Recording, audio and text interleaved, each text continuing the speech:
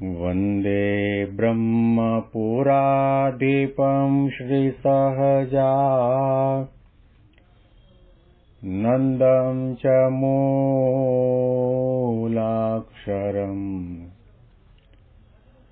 श्रेयस्कारणसद्गुणैकनिलयम् श्रीप्रागजिह्वावत ब्रह्मोपासनधारकं गुरुहरिं यज्ञं तथा योगिनं इत्येवं प्रमुखं महन्तमनिशं श्रीजीस्वरूपं मुदा। મહિમાનો મહિમા પ્રવચન માળામાં આજે 5મી ડિસેમ્બર 2024 ગુરુવારના દિવસે તમામ સંતો હરિભક્તોને મારા સાષ્ટાંગ પ્રણામ. જય સ્વામિનારાયણ. હેપી વચનામૃત દ્વિશતાબ્દી મહોત્સવ. હેપી પ્રમુખ સ્વામી મહારાજ શતાબ્દી મહોત્સવ. બરાબર 11 દિવસના અલ્પ વિરામ પછી ફરી પાછા આપણે મહિમાનો મહિમા પ્રવચન માળામાં મળી રહ્યા છીએ. મુંબઈ, ભાવનગર, ગઢડા, સારંગપુર અને બોટાદ આટલી જગ્યાએ વ્યવહારિક પ્રસંગે અને યાત્રા નિમિત્તે જવાનું થયું હતું. તેમાં આ તમામ મંદિરોમાં આપ સૌને યાદ કરીને ઠાકોરજીના દર્શન કર્યા છે, પ્રાર્થના કરી છે, માળા અને પ્રદક્ષિણા પણ કરી છે. અને સારંગપુર અને બોટાદની અંદર કથા વાર્તા કરવાનો પણ લાભ મળ્યો. બોટાદમાં રવિ સભામાં પ્રવચન કરવાનો લાભ પણ મળ્યો. સૌને યાદ કરી દર્શન અને પ્રાર્થના કર્યા છે. આપણે ગઢડા અંત્યનું 21મું વચનામૃત સાંભળી રહ્યા હતા, જેનું શીર્ષક છે સોનાના દોરાનું, ધર્મમાં ભક્તિ સરખી ગૌરવતાનું. શ્રીજી મહારાજ પોતે ભક્તિ સંપ્રદાયના સ્થાપક, પ્રવર્તક, તેમ છતાં પણ એ ભક્તિનો મહિમા ધર્મ સહિત કરવામાં આવે તો છે. એ ભક્તિની અખંડિતતા અને નિર્વિઘ્નતા ભક્તિ ધર્મના પાયામાં રહીને થાય તો છે. ધર્મમાં પણ ભક્તિ સરખી ગૌરવતા છે એવી વાત શ્રીજી મહારાજે આ વચનામૃતમાં સૌ કોઈને સમજાવી છે. અને મહારાજે કહ્યું કે પ્રવૃત્તિ અને નિવૃત્તિ 2 પ્રકારના ધર્મ છે. ભગવાનના સંબંધ સહિતના પણ છે અને ભગવાનના સંબંધ રહિતના પણ છે. અને વર્ણાશ્રમના ધર્મ માટે તો મહારાજે કહ્યું કે એકાંતિક ધર્મ અને ભાગવત ધર્મ આગળ ઘણા પાંગળા છે, દુબળા છે. વર્ણાશ્રમનું ધર્મનું પાલન કરવામાં આવે તો સમાજમાં, સોસાયટીમાં આપણી પ્રતિષ્ઠા થાય ને લોકો આપણને આદર પણ આપે અને કદાચ સ્વર્ગ સુધીનું સુખ પણ મળે. પરંતુ આત્યંતિક મુક્તિ ક્યારે થાય કે જ્યારે ધર્મમાં રહીને, પોતાના દેહથી જુદા પડીને, પોતાના આત્માને બ્રહ્મરૂપ માનીને ભક્તિ કરવામાં આવે તો.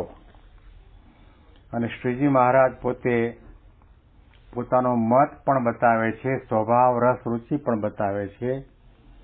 એ આપણે વાંચ્યા હતા, તેમ છતાં ફરીથી આપણને એનું સ્મરણ થાય એટલા માટે મહારાજના શબ્દો આપણે વાંચીએ છીએ. અને અમારો પણ મત એ છે જે ભગવાન તથા ભગવાનના એકાંતિક ભક્ત તે વિના કોઈ સંગાતે હેત કરીએ તો પણ થતું નથી.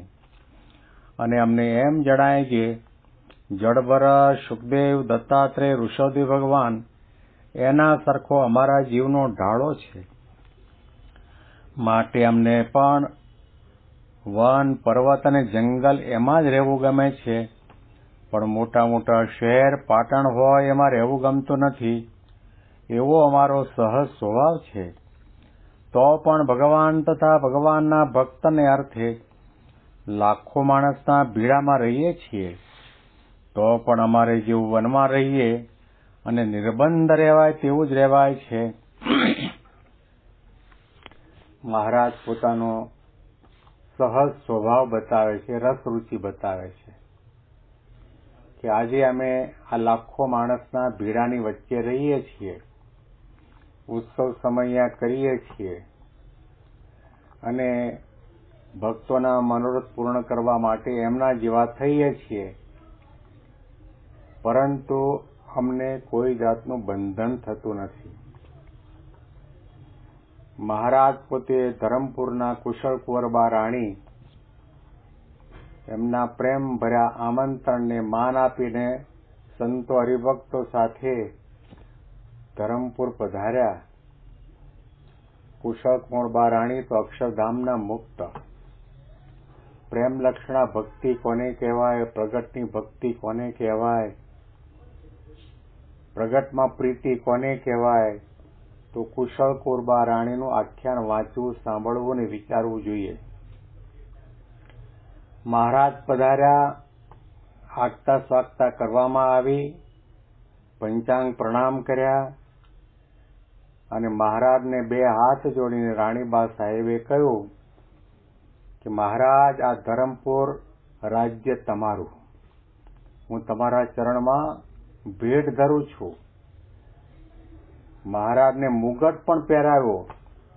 એ મુગટ આજની તારીખે જૂનાગઢ સિદ્ધેશ્વર મહાદેવને પહેરાવવામાં આવે છે. તો મહારાજે આ શબ્દો સાંભળીને કહ્યું કે અક્ષરધામમાંથી અમે આ લોકની અંદર આવ્યા, રાજપાટ કરવા માટે નથી આવ્યા, ભક્તોના લાડકોડ પૂરા કરવા માટે આવ્યા છીએ. ગધેડાનો ભાર ગધેડા ઉપાડે, પણ અમે તો એકાંતિક ધર્મનું સ્થાપન કરવા માટે અને જીવોના કલ્યાણના માટે આવ્યા છીએ. મહારાજને કેટલા પ્રસંગોની અંદર રાજા મહારાજાઓ મળ્યા, મહામંડલેશ્વરો મળ્યા, મઠાધીશો મળ્યા.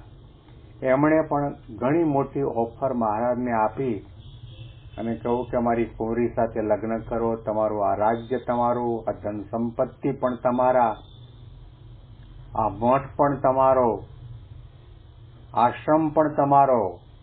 પણ કોઈ જગ્યાએ શ્રીજી મહારાજ પોતે બંધાયા નથી, નિર્બંધ રહ્યા છે. અને ભગવાનનું ભગવાનપણું એ છે, બધાની વચ્ચે રહેવા છતાં પણ જળ કમળવત રહી શકે. જેવી રીતે શ્રી કૃષ્ણ ભગવાનના માટે આપણે શાસ્ત્રોમાં સાંભળતા આવ્યા કે 16,108 રાણી પટરાણીઓ હતી અને ગોકુળની અંદર ગોપાંગનાઓ માટે ગોપ કન્યાઓ સાથે ઘણી બધી લીલાઓ કરી, છતાં પણ તેઓ બાળ બ્રહ્મચારી કહેવાના છે, અષ્ટાંગ યોગ રહ્યો છે. તો શ્રીજી મહારાજ અહીંયા આગળ આપણને એ વાત સમજાવે છે કે અમે નિર્બંધ છીએ, બધી જગ્યાએ હરીએ ફરીએ, લાખો માણસના ભીડામાંની વચ્ચે રહીએ, છતાં પણ વનમાં અને પર્વતમાં જેવી રીતે નિર્બંધ રહેવાય એવી રીતે નિર્બંધ રહીએ છીએ. ભગવાન અને સંતનું આ મોટું અસાધારણ લક્ષણ છે કે ભક્તોના ભાવ પૂરા કરે, છતાં પણ એમાં આસક્ત ન થાય, એમાં લેવાય નહીં. અને કોઈ પદાર્થનો, કોઈ સ્થાનનો, કોઈ વ્યક્તિનો લેશ માત્ર પણ એમને ભૂલમાં પણ બંધન ન થાય, એવા ભગવાન પોતે શ્રીજી મહારાજ પોતાનું વર્તન બતાવે છે. અને આપણને એમ કહેવા માંગે છે કે ભલે તમે પુત્ર પરિવારની વચ્ચે સોસાયટીમાં રહેતા હો, સમાજમાં રહેતા હો, તો પણ આ બધું કરવા છતાં પણ તમારે નિર્બંધ રહેવાનું છે, જાણપણું રાખવાનું છે કે એક દિવસ આંખો મીચાણી પછી આ બધું છોડીને જવાનું છે. આ દેહ પણ મારું નથી, કપડાં પણ મારા નથી, મકાન પણ મારું નથી, અને હું બધાથી પર એવો આત્મા છું અને મારા સાચા સગા સંત અને ભગવંત છે. એવી પ્રકારનો વિચાર અને અનુસંધાન રાખીને જનક રાજાની પેઠે રહેવામાં આવે તો વ્યવહાર કરવા છતાં પણ એ નિર્બંધ રહી શકે છે અને ભગવાનની મૂર્તિમાં પોતાનું મન લગાવી શકે છે. ભગવાનના ભક્તને અર્થે માણસના ભીડામાં રહીએ છીએ અને ભગવાનના ભક્તને અર્થે ગમે તેટલી પ્રવૃત્તિ કરવી પડે તો પણ એને અમે નિવૃત્તિ જાણીએ છીએ. પ્રમુખ સ્વામી મહારાજ જીવતું જાગતું ઉદાહરણ આપણી નજર સામે છે. વર્ષો સુધી એમની સાથે રહેવાનું, એમના દર્શન સેવા સમાગમ કરવાનો લાભ આપણને મળ્યો. આટલી મોટી બોચાસણ વાસી શ્રી અક્ષર પુરુષોત્તમ સ્વામીના સંસ્થાના તેઓ પ્રમુખ, તમામ મંદિરોનું સંચાલન, કાર્યવાહી એમના હાથમાં, અને લાખો હરિભક્તોના પત્રોના જવાબ આપવાના, એના પ્રશ્નોનું સમાધાન કરવાનું, એમને સાંભળવાના, એમને આધ્યાત્મિક માર્ગે દોરવાના, એમને સમજણની અને નિષ્ઠાની દ્રઢતા કરાવવાની, નિયમ ધર્મના માર્ગે વાળવાના, આવું ઘણું કાર્ય કરવા છતાં પણ લેશ માત્ર પણ કોઈ પણ પ્રકારની પ્રવૃત્તિનો એમને પાશ લાગ્યો નથી. અપમાન થાય, તિરસ્કાર થાય, એમનું પૂતળું બાળવામાં આવે તો પણ પથારીમાં પડતાની સાથે ઘસઘસાટ પોતે આરામમાં નિદ્રામાં જઈ શકતા હતા. કારણ કે નિર્બંધ પુરુષ છે. કોઈએ ગમે તેટલું કર્યું હોય તો મહિમાની દ્રષ્ટિએ અને માથાના મુગટ જરૂર માને, પણ બંધન અને જોડાણ તો પોતાના ગુરુ યોગી બાપા શાસ્ત્રીજી મહારાજ અને પોતાના ઈષ્ટદેવ ભગવાન સ્વામિનારાયણમાં, એના સિવાય ક્યાંય પણ લેશ માત્ર પોતે આસક્ત થયા નથી. એ આપણે નજરે જોયું છે. અને ભગવાનના ભક્તને અર્થે ગમે તેટલી પ્રવૃત્તિ કરવી પડે તો પણ એને અમે નિવૃત્તિ જાણીએ છીએ. આટલા પત્રો લખ્યા, આટલી પધરામણી કરી, આટલા સંતો બનાવ્યા, આટલા મંદિરો કર્યા, તેમ છતાં પણ એને તેઓ ભક્તિ માનતા હતા. રાતના 12, 12:30, 1 વાગે પત્ર લેખન ચાલુ હોય ને કોઈ કે બાપા હવે લપ મૂકો ને, સુવાનો ટાઈમ થઈ ગયો, કેટલાક પત્રો લખશો, હરિભક્તો તો લખ્યા કરે. ત્યારે બાપા એટલો જવાબ આપતા કે આ લપ નથી, આ ભગવાનની ભક્તિ છે. પત્ર લખવાની ક્રિયા એ પણ ભક્તિ. હરિભક્તોના ઘરમાં જઈને પધરામણી કરવી, ગાય ભેંસોના બળદના શરીર ઉપર હાથ ફેરવવો એ પણ ભક્તિ માનતા હતા. કોઈ નાના બાળકને કેશ કર્તન કેટલા વાળની લટ ઉતારવાની હોય એને પણ ભક્તિ માનતા હતા. વર્તમાન ધરાવતા એ પણ ભક્તિ, વિતરણ કરતા એ પણ ભક્તિ, પધરામણી કરતા એ પણ ભક્તિ. આ દરેક ક્રિયાને પોતે ભક્તિ સમાન ભગવાન સંબંધી ક્રિયા હતી.